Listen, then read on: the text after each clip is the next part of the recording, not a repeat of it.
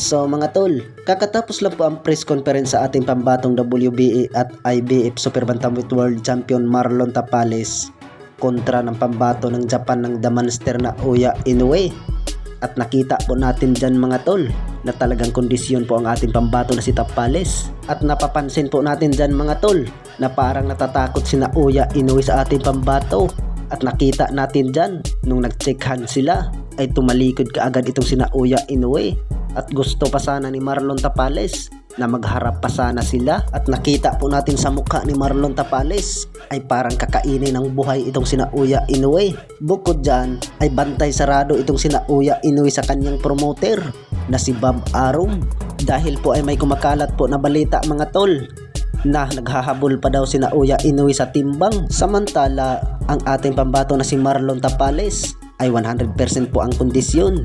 Bukas na po natin makikita ang official weigh-in at magandang bakbakan yan mga tol. Ngayong Martes ay parihong malalakas at magaling.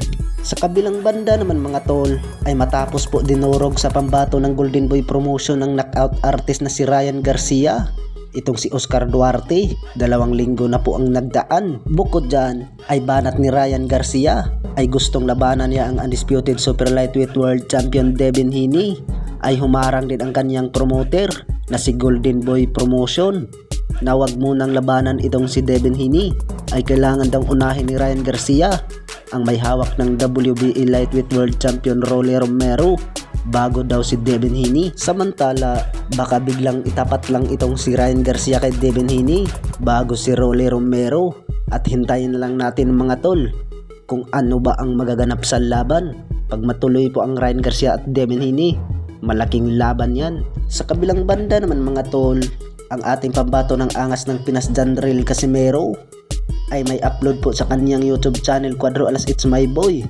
Ay pinapakita po niya kung gaano siya kalakas nung naglaban sila ni Pilipo Situmbua nung buwan ng Mayo sa Okada, Manila. At panoorin po natin mga tol kung paano winasak sa ating pambato ng angas ng Pinas ang pambato ng Afrika na si Pilipo Situmbua.